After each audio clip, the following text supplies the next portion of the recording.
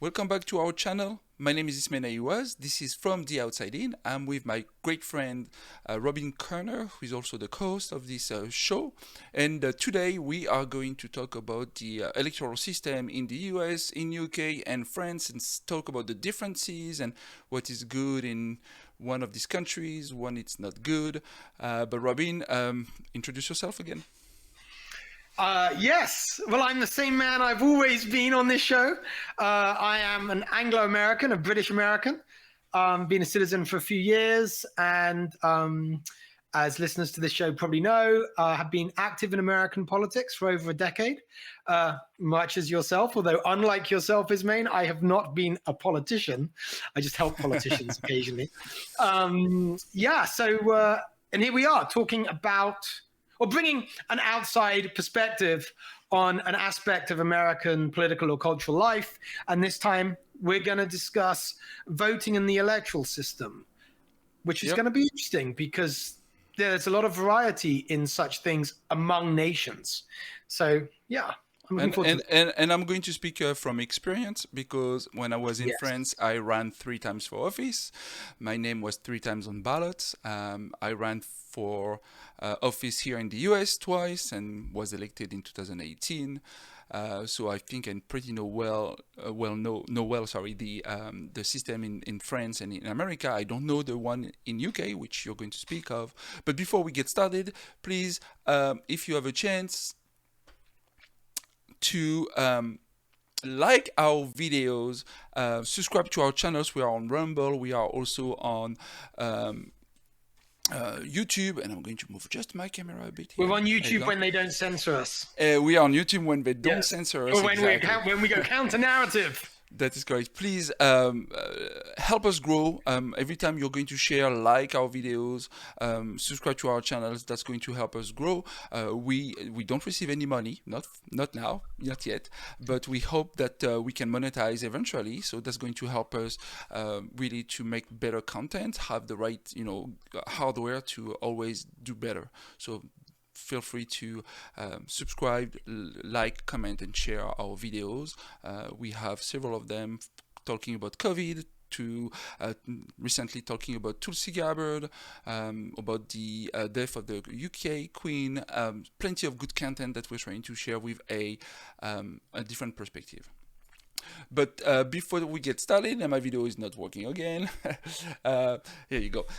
We are going to discuss the election in less than 2 weeks. Robin, we have the midterm elections, and once again we hear, on both sides of the political spectrum, people saying that cheating is going to happen, that fraud is going to happen, and as someone who was born in France who ran for office 3 times, I saw how the electoral system, the voting system, not electoral system, the voting system works in France. And I am absolutely, completely dismayed with how the United States of America system is working. Um, and I'm going to start by one single thing. In 1975, France banned the mail in ballots because there was widespread fraud, and at this time they realized that they couldn't have fair election. France and many other countries realized that mail-in ballots was not a good way to have fair elections and decided to ban them, and now we have paper ballots. There's no machine. There's just one day when you come to vote. And in America, we are unable to do that. And it's very confusing for someone like me, because America is one of the greatest countries in the world, and still we have an archaic. In my opinion, it's very archaic, in the sense that archaic is probably not the right word, but it's non-functioning system where you have people who can just mail in ballots, and then this ballot is going to go through a different system. Anything can happen to this ballot, but the ballots are also counted even after the election day. you know I've heard that not so long ago. We're not talking about election day anymore. It's election month in America. And so, just to get started, what's going on, what happened in France when someone runs for office. And I'm going to share with you, to show you something very interesting. It's coming from the Breitbart Breitbart website, they have a nice picture of really what's going on in France. In France, you are going to have multiple candidates. First of all, it's important to note that in France, the election happens always on a day off. And it's on Sunday most of the time. It's not during the week, so it allows everybody to be able to go vote. So that's the first thing. The second thing is that people come and where's the picture I wanted to show? And they have, ballots like this. This is paper ballots when you have one candidate or one policy that is going to show on the ballot, and not like a huge list as we've seen here in America of I don't know how many candidates at once, and it can be extremely confusing. You vote for one person at a time that you're going to put in this little blue envelope, and you have to sign papers. When you enter the room, and I'm going to show you what you do in France. So you have something that I'm going to try to hide the picture and some information, but my ID in France, which is a bit like this. I don't want to show too much personal information. And you have also to show something like this. We call that an electoral card, if I could say, voting cards, right? With inside information about the place where I'm going to vote, my name, my information, and this is supposed to match my ID, right? And from there you show this paper to the right people. They give you all those little paper ballots. You go inside a booth that is enclosed and nobody can see what you're doing. You put your little paper in the envelope, and then you go in front of this plastic transparent box that is locked with locks, and once you put your envelope into the box, someone says "a voté," right? Voted. Also, I don't know. You will say that, and then you go away. And once the day is done, let's say the election is from 6 a.m. to 7 p.m. You have a representative of all the candidates showing up to be able to see how the ballots are going to be taken away, how they're going to be removed from the envelopes and counted. It's a very transparent, very open system, and I don't recall any a single instance where there was claims of widespread fraud in France. But now in America, 2020 was a catastrophe. 2022 is going to be, in my opinion, a catastrophe. We already have, let me show you this, already in Pennsylvania, I know it's a gateway pandit, but people already complaining that there are 255,000 unverified new voters sent ballots. And this is creating a lot of issues, and I'm sure we're going to see that everywhere in this country. It's very worrying. What is your take, Robin? I talk a lot already. Yeah, no, this is interesting. So I knew nothing about the French system before I was listening to you there, and it sounds pretty much like the British system. It's all about the transparency. Mail-in ballots are not the norm. The mailing in of ballots is reserved for people who, for good reasons, such as serving abroad in the military, such as having certain disabilities, simply cannot vote in person. Yep. Like in France, in each, let's call it jurisdiction, there is a designated polling place. Everybody is sent information about that polling place. That polling place is open from early in the morning before anybody goes to work to late at night, i.e. after everybody's back from work. Now in France, it's interesting that it's on a Sunday. That makes sense. In the UK, it's typically a weekday. Although, of course, I don't know what the law is around this, but there's never been anybody, nobody's ever complained that that I remember that they couldn't vote because they weren't let out of work and they couldn't get there in time. Everybody knows that that's the voting day, and as long as you get to the line by the specified, let's say, end of time, then you can vote. And just as you described in France, you go into a private location, you mark a paper. Now, this paper that you mark, as you're saying, it's simple. It's who are you voting for? Now, this is very hard in the US. It would be hard to implement the system currently in the US, whilst each ballot has you having to read about all these complex initiatives and vote on 17 things. Like, you couldn't do that standing in a booth. No. We don't have that in the UK. No. It's like France. You make your mark. It's all private. As you say, nobody can see. There's no cameras or anything like that, obviously. And then you, as in France, put your folded paper in the box. And that box is overseen. And all of those ballots are then, at the end of the day, that same day, they are taken in the view of everyone, right? So, as you say, candidate representatives, TV cameras can watch these ballots be taken to the counting room. And then there are volunteers, sometimes hundreds of volunteers, whose job it is to count the papers. And those papers are counted in front of everybody. And there are piles, literally just piles, of 100, 100, 100 for this candidate, for that candidate. And there are multiple checks, all done that same evening. And sometimes this obviously runs into the night. Sometimes the votes won't be counted to 3, 4, 5 in the morning in some jurisdictions, especially if they're in large geographic areas, meaning that the ballot boxes have to be brought in over a long distance to the counting location. But again, it's all overseen. And I also don't remember anybody saying, oh, there's been cheating. The candidate representatives can ask for recounts and so on and so forth.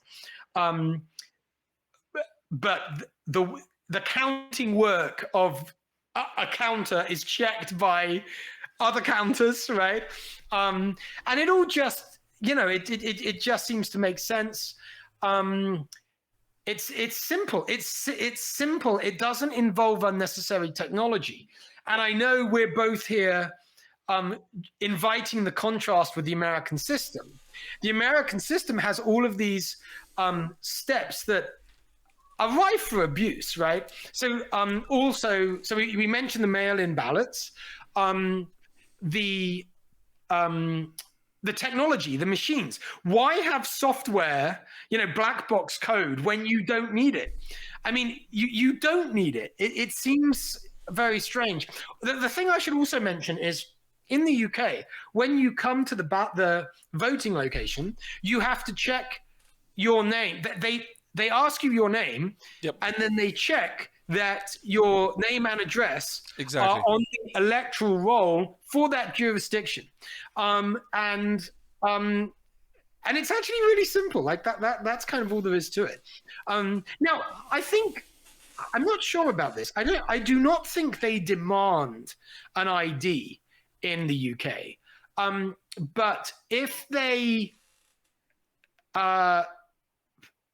your name isn't there, and you are given a chance in advance of the election to ensure that your name is on the electoral roll, right? You will be mailed you confirm your address, you confirm your name. So when you go in, if you give that information, I don't think they generally make you show an ID.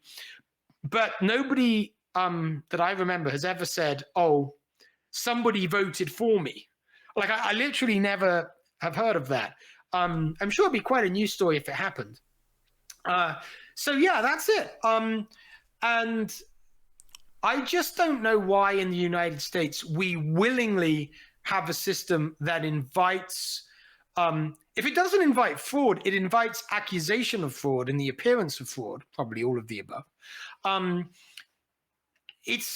It's kind of like we're not serious over here in the US about the transparency, and purity of our democracy.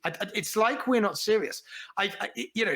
Democracy itself is heavily politicized in a way that it doesn't seem to be in my native country, and it seems like it isn't in your native country. I agree with you. I think that we are not taking here in America transparency and purity, as you say, seriously. And this is what is mind-boggling to me. How come it's so difficult, first of all, to just say election day is going to be a day off for everybody, right? I know that you still have employers who, if I'm not mistaken, I say I know, but I think if I'm not mistaken, still employers who don't allow their people to have enough time to be able to vote. And it should be, I wouldn't say it should be a holiday, but it should, election politics, it's part of our culture, right? It should be something that people embrace doing, and by offering them the ability to have the day off to be able to do that, or using a Saturday or Sunday, we will have probably more people coming to the polls, and probably less, a little bit less issues. Again, when these already in 2016, Hillary Clinton after and the Democrats after Donald Trump was elected, were election denier, right? This is a word that they love using. They loved using after the defeat of Donald Trump in 2020, and they keep using now. And this is where I really realized that there was a real issue with our system, and I'm struggling to figure out, to understand, beside the fact that there are powerful people and politicians who are happy with the current system because they can abuse it, or I don't know. I don't understand why Americans who love this constitutional republic, who believe in democratic, fair institution, would not want to change the way we vote in America to make it more accessible, but also secure, safe, fair. To me, it's mind-boggling that some people can vote without an ID, a picture ID. I mean, voting, it's very important. It can change the lives of people, and there should be basic things such as providing an ID with a picture on it that really shows that you are who you claim you are before you vote, right?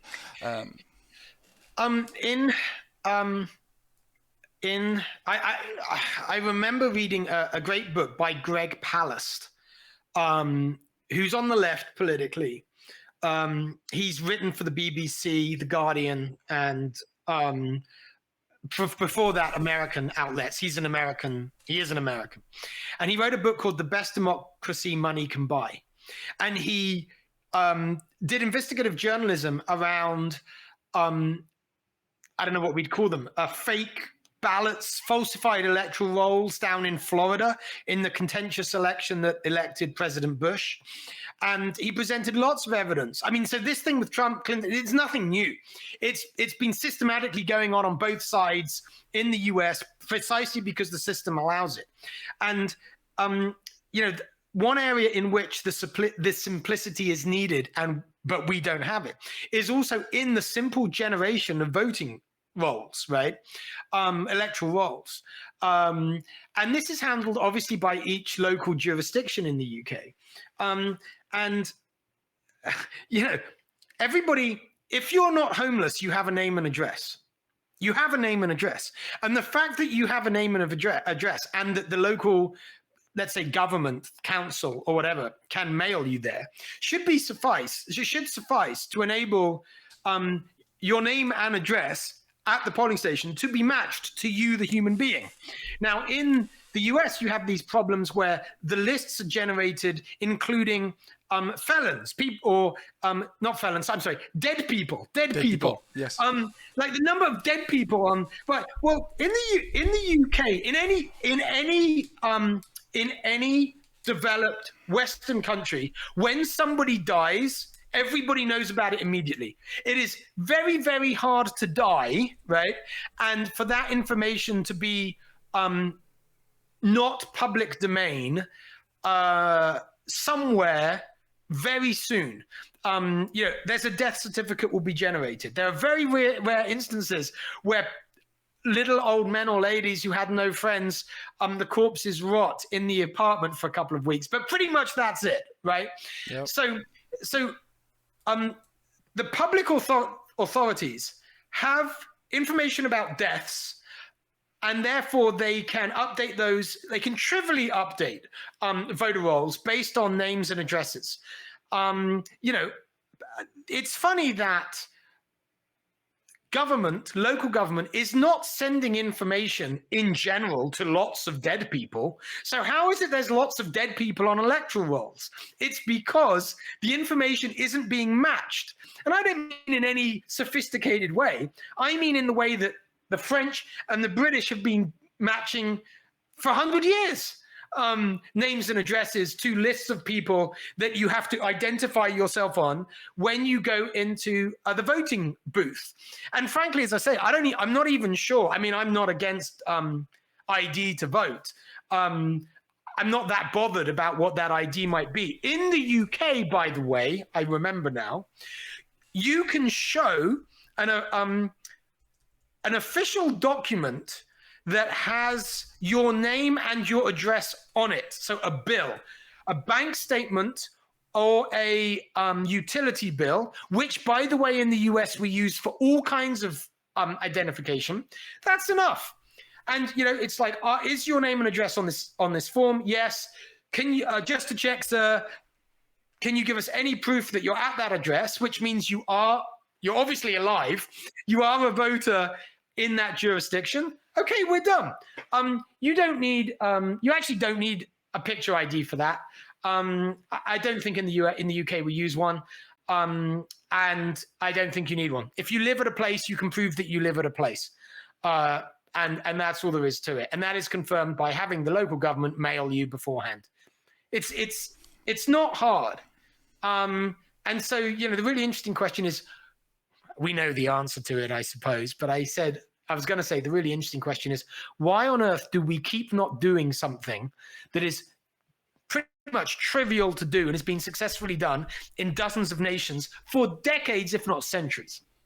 I agree. I'm struggling to answer this question. Beside that, again, those who will gain from it just don't want to change it. I want to address something that I think we might agree, but I'm not sure. I strongly believe that a picture ID is needed, and I don't see any problem. I was reading while you were talking and listening to you, but it looks like that Germany, and I don't know about France, to be honest with you, but Germany and Sweden, as I'm reading on Business Insider, automatically register eligible citizens onto their voting rolls. It looks like the United Kingdom and Australia actively promote voter registration, but in the United States, signing up to vote, it's a cumbersome process and might represent the biggest hurdle to voter participation. It's what process in the US? Registration to vote, it's a hurdle to voter participation because it's very cumbersome process. Commercial. Cumbersome. Oh, cumbersome. I'm sorry. Okay, that's the French. Yes. The French accent. Yes. No. You're right. No, that's true. And but there's this. So, let me finish my thought about this one. So, why is this? Is it because we have a terrible bureaucracy here and so much red tape in our government, local government, state government, that we, let me share quickly something here because I think it's important. This is a list of, hopefully it's good enough, but this is a list I just found of what we need to. Granted, it's a right-wing website, but I think it applies because I think I always needed an ID in America to do this thing. So let me share that quickly with you guys, so you can see this. This is what we need here in America to be able to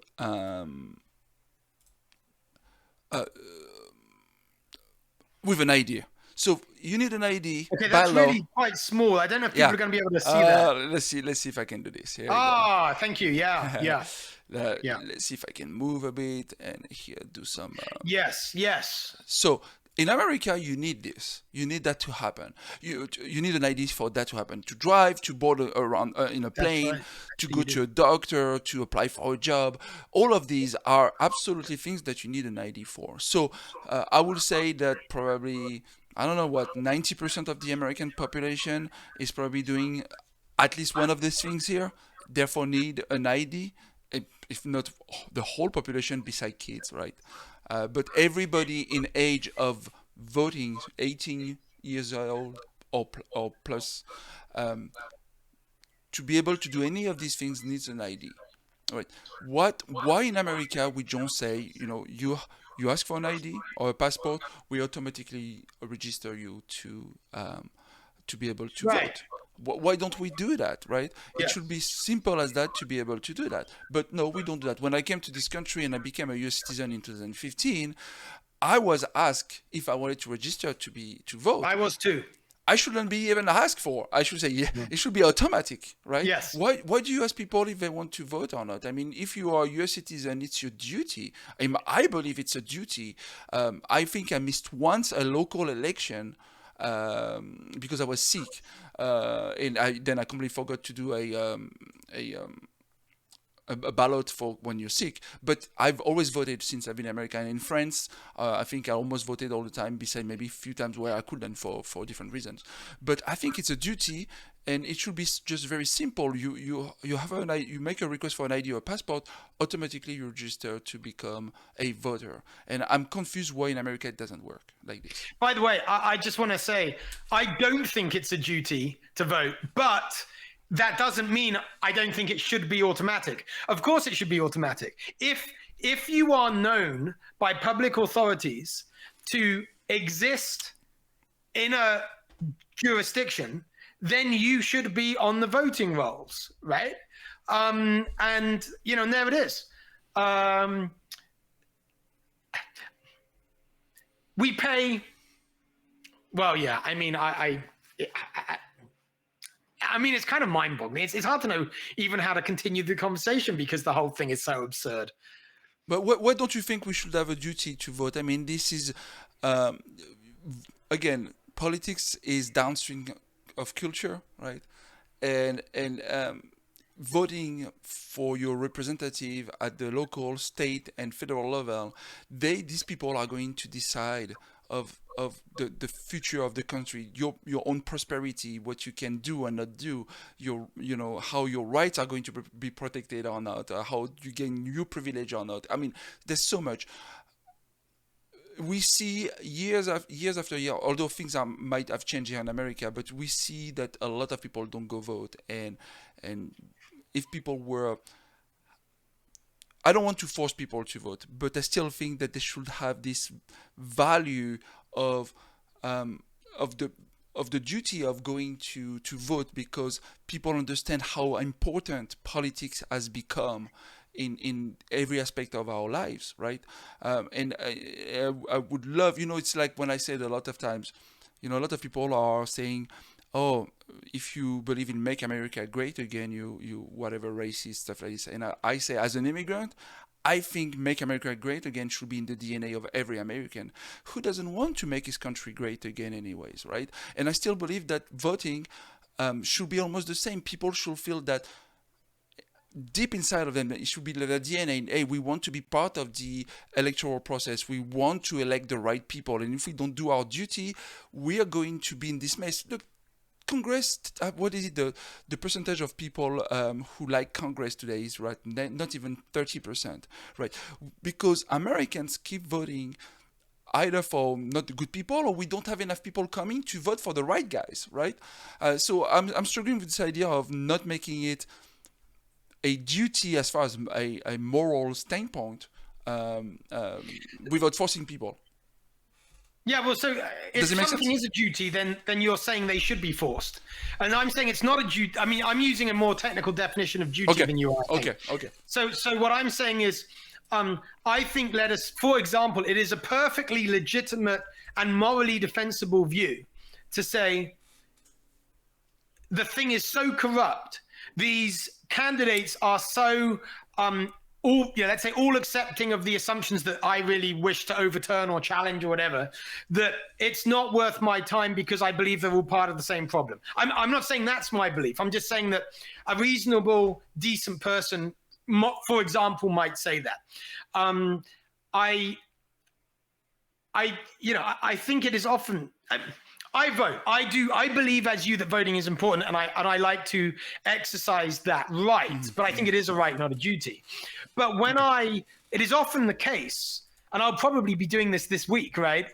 Because we've got the elections coming up, and there are various proper. Yeah, but I mean, I've got the mail-in thing here. Oh, you do the mail-in ballot. Yeah, so I'm going to go through and look at all the different options, and I will vote in most of them. But often there are places where I'm like, you know what? I simply don't have the knowledge to make the call one way or another, and therefore I don't vote for one of the candidates or one side of the proposition or whatever it may be.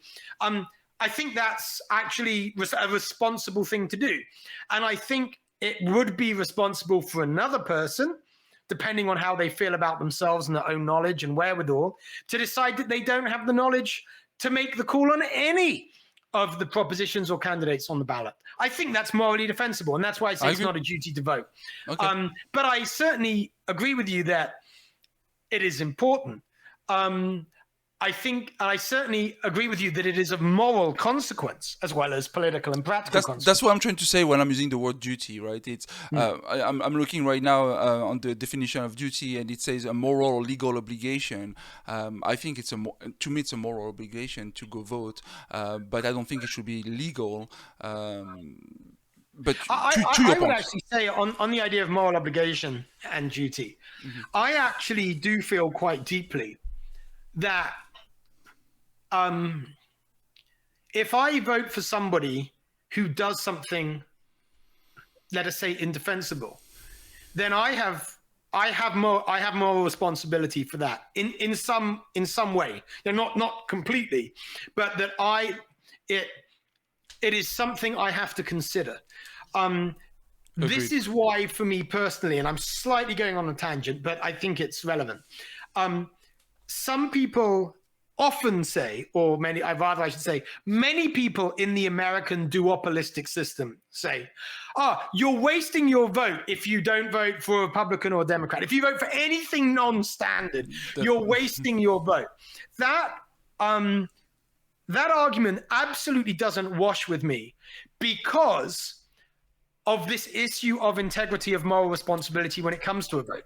If I am looking at, let's say, a Democrat and a Republican who are against each other, and I feel that they simply don't meet my standards of integrity, morality, and whatever reason, then it is immoral for me to vote for them. It's not a question of vote for the lesser of evils, because then you're voting for something and you should vote for something. No, that's exactly the problem. That, by the way, the voting for lesser of evils, which always means voting for one of the two parties that have an interest in keeping this corrupt system in place, is how we get this corrupt system to remain. That's what we as voters are doing to contribute to this corrupt voting system. So, maybe we have found out one of the reasons why we keep doing it, which is that people like us, Americans in general, keep voting for candidates that would rather have the corruption than eliminate it. Yeah, I mean, just to piggyback on what you say, I switched not so long ago to the Republican Party, willingly, because I connect, and the MAGA movement within the Republican Party speaks to me, and the MAGA movement within the Republican Party wants to change that corruption, wants to change the voting system to make it fair, secure, and safe for everybody. It doesn't matter if it's Democrats, Libertarian, Green, Communist, whatever, So I think things are, at least on the Republican side, hopefully, things might not be the same tomorrow, but at least I see some change coming within the Republican team, where people are saying, what we've seen so far with the election, it's not right, and we don't want to keep that system. And I will gladly vote for people like this. But I also completely agree with you when you say that This idea of voting for the lesser evil, it's absolutely BS in my opinion. It's nonsense. I voted twice for a presidential election, libertarian, and I heard that. I was told, no, you should vote for Democrat or Republican because blah blah blah. And I said, no, this is, that's not how I see things, how I believe things, and I'm not going to vote for something or someone I don't completely believe in at this time, and You know, I will do the same at this election. I'm a Republican, but if in the Republican side there are people I don't feel that I agree with things that are important to me. I will vote my conscience, and I think this is what mm, people should mm. do. They should be voting their conscience. Vote also based on their value and their beliefs, but also when there are candidates where they don't completely resonate with you, then you should vote your conscience. And that's why you can be in a party and then be an independent mind, right? And I think that's why I want to continue being Absolutely. an independent mind, even though if I'm a Republican. So Yeah, yeah. I mean, I don't. I mean, yeah, absolutely. You can sign up as a member of a party without always voting for the candidates from that party. I don't know why we even ask people when they register to vote what party yeah, they prefer. I agree. I mean, That makes no sense. I mean, this is right there. That's a problem. Um, Go ahead. No, no, I agree with you. It's a real problem. People should not have to tell the government for who they are politically and for who they are going to vote unless they want to disclose this. And it's not mandatory. It's a personal decision. I think it makes no sense. It makes no sense as well that we have to pay for the primaries. I think this is absolutely complete BS. Like I'm going to tell you, in France, at least the way it used to work, for the primaries when they started having them, the party pays for the primaries. The party and only the members, the duty, the sorry, the due, the members who paid a membership or who are duly represented as member are the one who only can vote to choose who is going to be their candidate. And I love this system because the party has to raise money to be able to again pay for all the infrastructure for the internal election. It's not taxpayer money, and people are free to do whatever they want. And I like the system. I don't think that for the primaries, for choosing the candidate that's going to represent a party, it should be done on taxpayer money. I think it's absolutely outrageous. I have no problem with taxpayer money being used for the general election because it's part of being in a constitutional republic and with democratic institution. But primaries being paid by the taxpayer, no, I think it's terrible. It's worth saying in that regard that it sounds like, again, in the UK, it's similar to how it is in France. The people in a town, let's say, find out who the Conservative candidate and Labour candidate and Liberal Democrat, whichever ones, right, in the UK, is after the party, using whatever means they choose, select and present their candidate. And the different parties can use different systems. And indeed, it will be the local people in the jurisdiction using whatever system they choose to choose the candidate. Often that will simply involve a panel of selectors interviewing candidates. And interestingly, again, this is, as you were saying, paid up members, or they may be volunteers for the party, involved in that process. And it's very cheap. I mean, like there is very, very little money. I mean, it's just like you get a bunch of people from, the jurisdiction who self-identify with a party, and they volunteer to do the work, involved in selecting a candidate for their town or constituency, as we call it in the UK. It doesn't even really take tens of thousands, let alone millions. So yeah, it's just so very doable. And although we might have, you can imagine kind of academic arguments and theoretical arguments about what systems work better.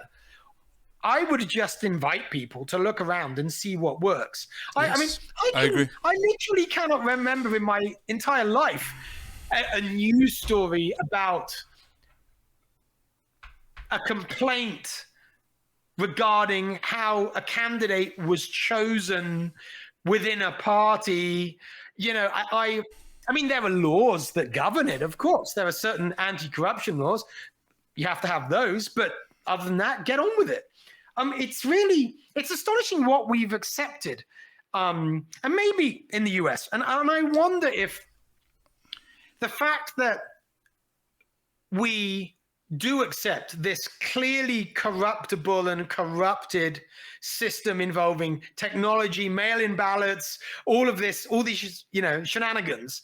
I wonder if that is part of why we in America disrespect of electoral democracy enough that we think that you shouldn't vote your conscience, that it's not about voting morally as you see it, but it's about this pragmatic thing. Lesser of two evils is fine, because what matters is having any influence, not that you do what you believe to be right. Like, you never hear that argument in the UK. Nobody says it's a wasted vote. I never heard that. We actually believe in the purity of the process. And practically speaking, that purity is more or less preserved.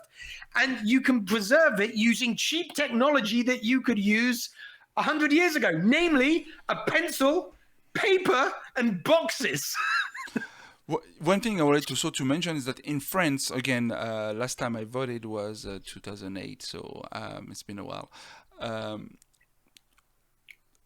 Elections are on Sunday from Friday, so Saturday midnight. You cannot. Wow, what's the word I'm looking for? You cannot have ads. You cannot no ads, no polls. No polls.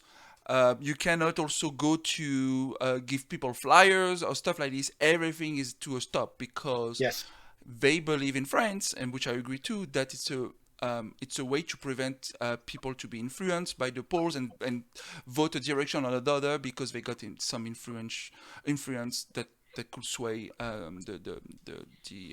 the election results and the fairness of it. Also, another thing I wanted to discuss with you is what you think about. I'm reading that, and I've heard that about now, because people don't trust mail-in ballots and all the problems around that we have in Arizona and different states, people being armed, who are going to be watchers of those mail-in ballot drop box. Again, America, one of the greatest countries in the world, with so much money, so much ways of doing the right thing.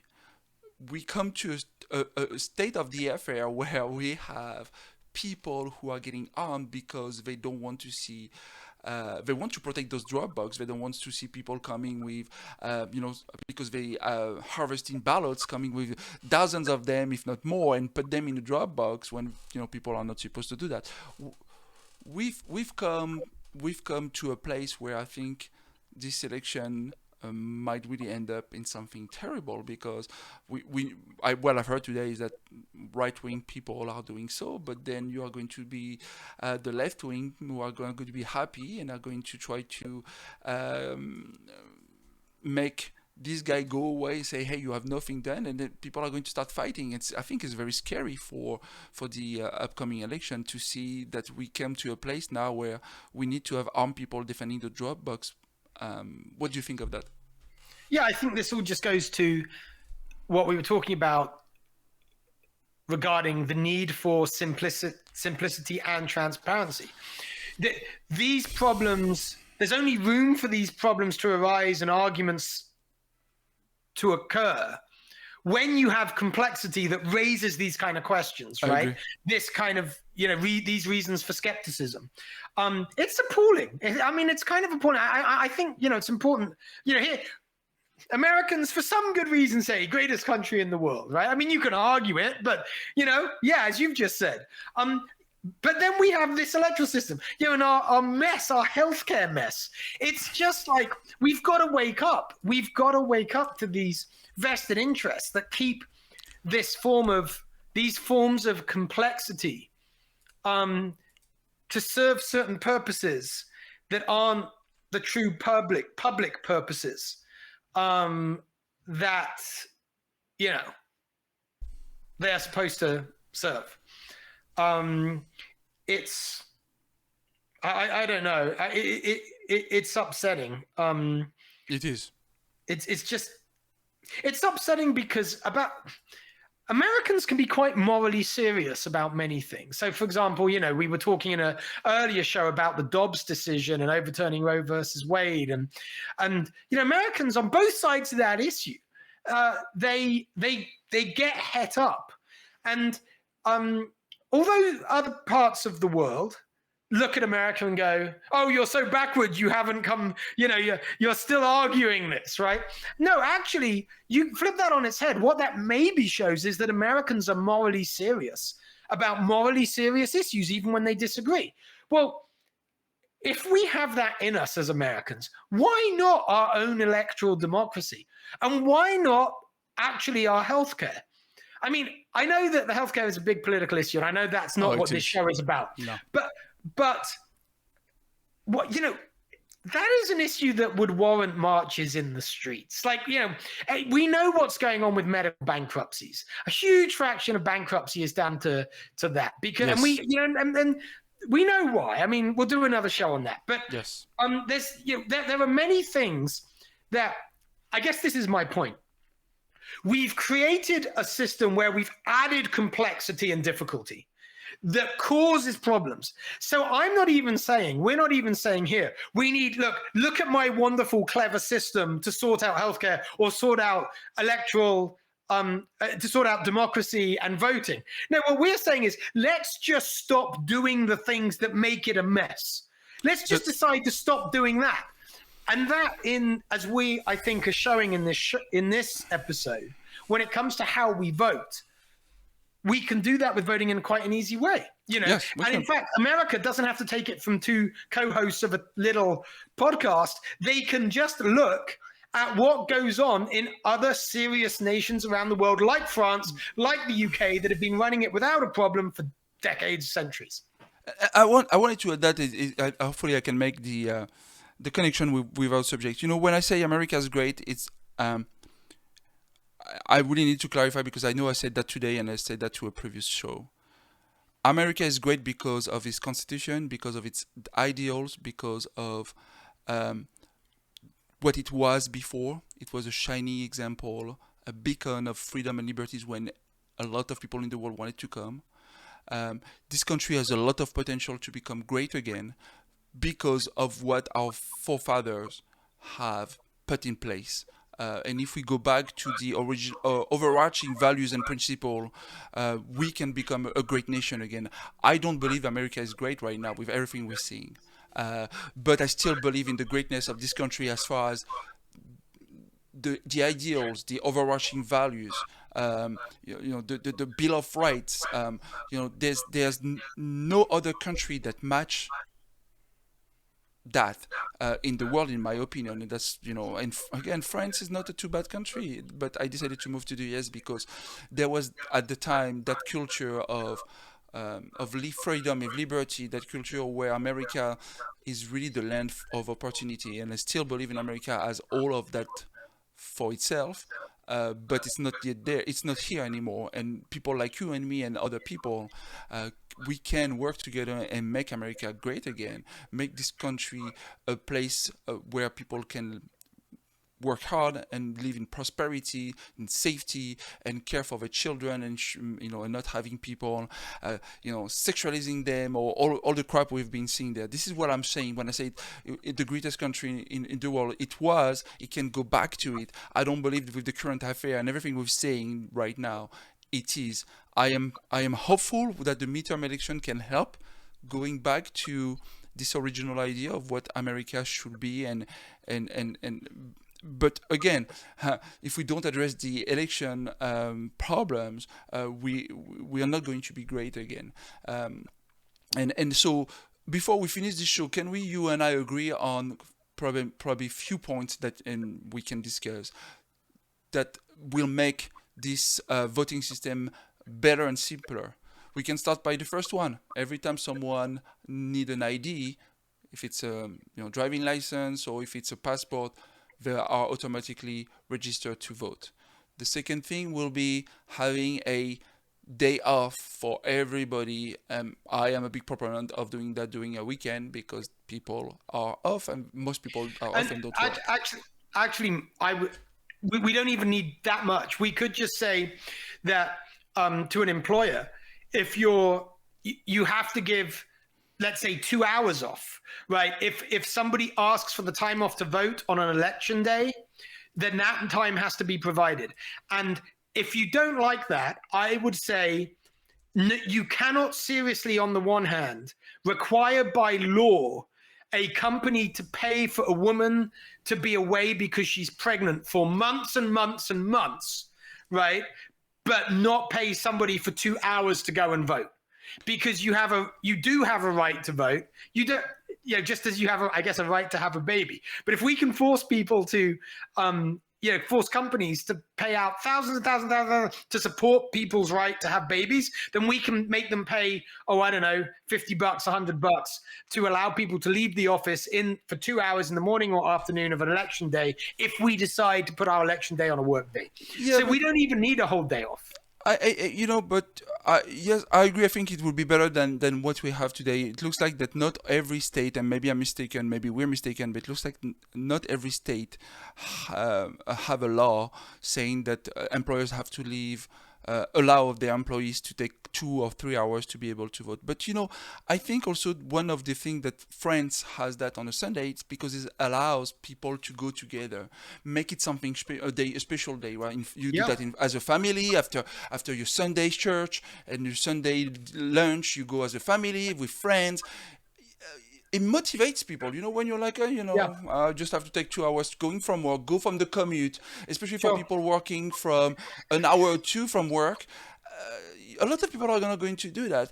I truly believe that doing that on a Sunday or Saturday, a time where most people don't work, or making it a holiday, will allow people to be able to make it a special day, right? Of course, it's not going to be like Christmas, but being able to do that as a family or between as a community, coming together to vote, motivating each other, say, hey, you know what, I'll come at 1 p.m. after lunch and we're going together. It's different than saying, well, I'll have to leave work. I have an hour commute, if not more, because of the traffic. I have to rush because, but hold on a second.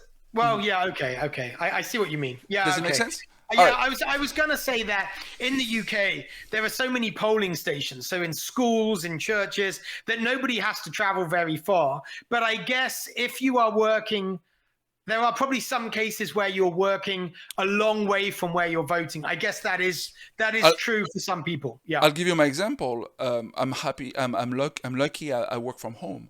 But if for any reason I was working in Philadelphia Center City, I would have a commute of over an hour. Yes. So let's say I'm given 3 hours, an hour to go, an hour if there's a long line, an hour to wait, if not more, come back. You're right. Right? So I strongly believe that it needs to be a day off. Ideally for me it's a Sunday, but whatever. Okay. And third idea, having 1 or 2 people or issue at once instead of having that long list. Again, how many times I had to vote for a judge? I had no clue about these judges, and honestly, well, that's a bigger topic that we didn't really discuss. We didn't. Part of the problem that Americans have, and this is not an argument against the American system, it might be an argument for it. And I'm thinking now of de Tocqueville and so on, and democracy in America.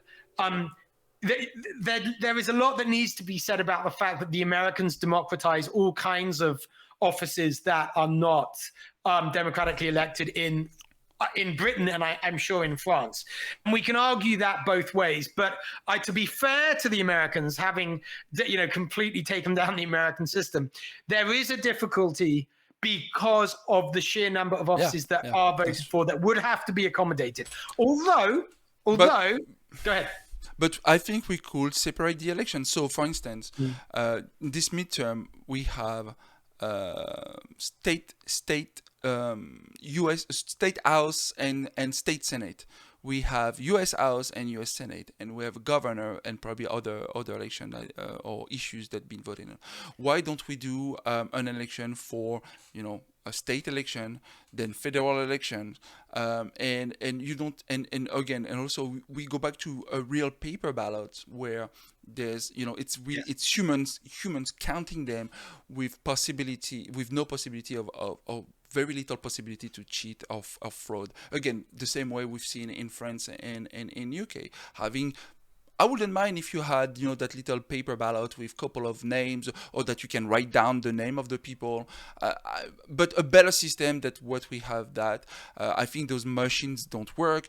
We don't even have. When it's private machines, we can't even inspect the code that is behind. We've seen that it's creating a lot of issues. I really love the paper ballot system where you're going to put the names of the people. You can probably even put a couple of names in there in that envelope, and then you see how the person is going to put this envelope inside that clear box. I think that makes it very simple and transparent. Yes. And will change definitely many outcomes. The complaint would be if we're going to have so many votes in America, more than in the UK or France, and we put them on different days, then you're going to be getting a lot of people to spend a lot of days voting. And they're not going to like that. And I think that is something that we would need to address. Although I would say that the Americans, like other countries, have plenty of days off for federal holidays. And we could make 2 or 3 of those voting days if we wanted to in the course of a year. So we have 52 weeks. We have state election, school district, judge election, federal, municipal. So which is like at least six election plus municipal or state issues that go on the ballot because there's an amendment to a constitution or to a charter of a city or stuff like this, right? So I will say maybe there's 12 times where people can have to vote during an election, who are going to have to vote for representative for issues. 12 out of 52, I don't see something that could Nobody's going to vote 12 times in a year. That's way too much. Possibly. I think at the most we'd have to have maybe 3 days where you vote, where 4 of those votes, let's say, happen on, I mean, it is a lot of information. And then there'll be the whole problem of the information that's made available at the voting booth, and so on and so forth. So, for example, the practical benefit to me of my mail-in ballot is that I get it at the same time as the leaflets that tell me what I'm actually, what the different propositions, yes or no, are, what the arguments are. So I sit and read. It takes, half an evening to sit and read through that and cast those votes in the US. Yes. That bit of it will be harder to deal with in the way that we want to deal with. However, even if we kept that system for those, which side of a proposition do you want to vote on? But we had paper ballots for actual, state representatives, federal, for congressmen. Even that would basically sort out, that we could have that. That's very doable. Yeah. I mean, my concern is also, it's not only the voting system itself. It's since I've been in America, how many times I voted at those paper ballots that were like huge, and you have to go through all of them. It's a waste of time. There's probably better ways to make it again simple and faster process. And again, most people, when they see so many candidates or so many issues, don't take the time to educate themselves, because for some people it's they don't have the information. There's so many reasons that people will not take the time to go through the candidates, their programs, the issues, what is going to imply with these issues, and how it's going to change their life, how it's going to change the charter of the city or the or the constitution of the state. Um, there must be a better system to make it simpler and really make people engage in the voting process, instead of just saying, oh, oh, I don't know this judge, I don't have to research time to research 25 judges that are up for re-election, so I'm going to either not vote or just check off everybody that I feel is part of my party or whatever I feel at the time I'm doing so. I think there's so much to change in this process to make it, as you say, simpler, more engaging, and having a better turnout. Because that, I think, is important. Having, I'm to a point where I'm thinking, shouldn't we have, you have people being elected with 20% of the whole people, Electorate. electorate. Thank you very much, of electorate, and I'm like, this guy or this girl has no legitimacy. 20% of the people, which, again, when you have 20% of the electoral, it doesn't mean 20% of the people of the country, or the district, or the municipality. So basically, if you have like 100,000 people and only 70,000 people can vote, 20% of the 70 people are going to elect someone, and that person is going to represent the whole country, the whole city or state, whatever it is. To me, it's a real issue to see that that we elect people with such a little amount of votes. I don't think that person has a mandate to do anything. And so that comes to my question to you. What do you think about the ranked choice voting system? Actually, my ballot in Seattle that is sitting on my table over there includes a proposition about a change in the voting system, and I am going to be reading that carefully. I am sympathetic to any system that enables us to break out of the duopoly, with the exception of proportional representation. Which I believe does the opposite of what it says on the tin. Mm-hmm. It actually gives more power to parties as opposed to individual voters. But that's for another day. Yes. So I am very interested in ranked choice voting and other systems. And I may, who knows? I may be voting for one of those other systems here in Seattle. In the next week or two. But I'm aware that we've been speaking for as long as we have. So maybe the actual voting system might be a good topic for another show. Yeah. Or indeed the duopoly and breaking the duopoly in general, because that is also something that the Americans have that we do not have in the UK and France in the same way. Yes, that is correct. And just to finish, I'm getting the last word, I guess. In France, there's no just two parties. There are a few of them now. I can tell you, there's the Republicans, there's the Socialist Party, there's the Macron Party. I forgot the name. There's the Communist. There's the Green, Hunters. I mean, there are so many of them. The National Front. And right now, there's three parties that have power. I would say, two. Sorry, Macron's party, the French president parties, and the National Front have been for quite some time now kind of the top. But there's representation today. People, it's not perfect, but I think most French people can find themselves in one of these parties and that speak to them.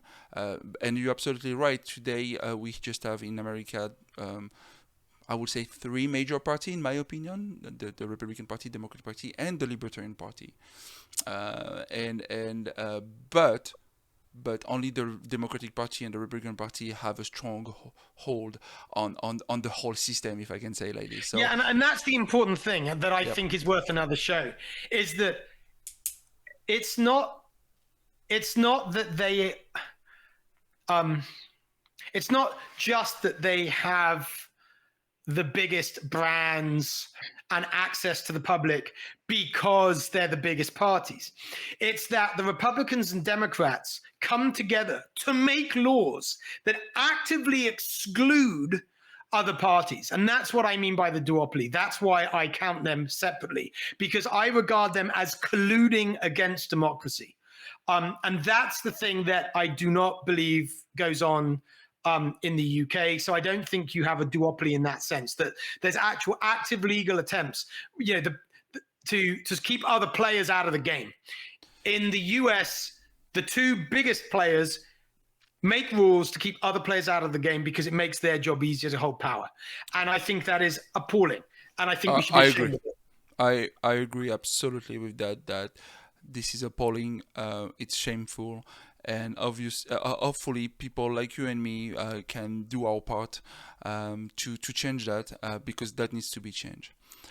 This is the last word. This is the end of our show. Thank you so much for watching us. We hope we give you food for thought tonight about the voting system here in America and how it compares to against France and the UK. Please leave us a comment about this show. Tell us what you think. Let us know what you would like to do. See us discussing next time. And we're very appreciative that you spend the time with us tonight. We will see you all very soon with the next video next week. Thank you so much. Thank you.